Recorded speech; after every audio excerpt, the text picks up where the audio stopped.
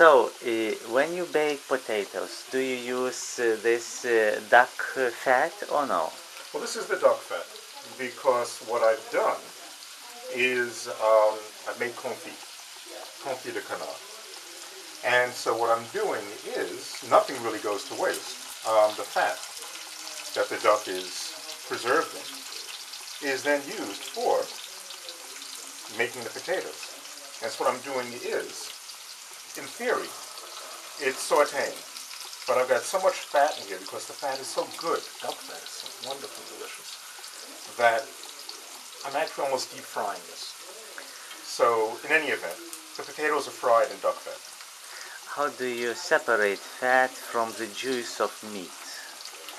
Well, see, the great thing about when you make confit is that, number one, these are fatted ducks because we're in Bordeaux, and the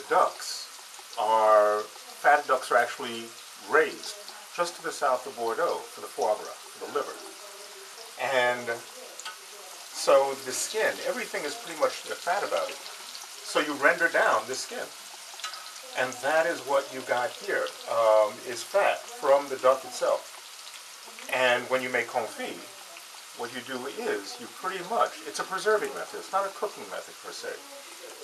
You take the fat and you are in effect simmering the duck. You're cooking the duck in its fat.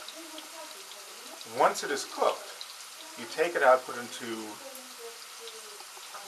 earthenware bowls or mason jars, and you cover it up with the fat, with the rendered fat, so that the air doesn't come in contact with the duck.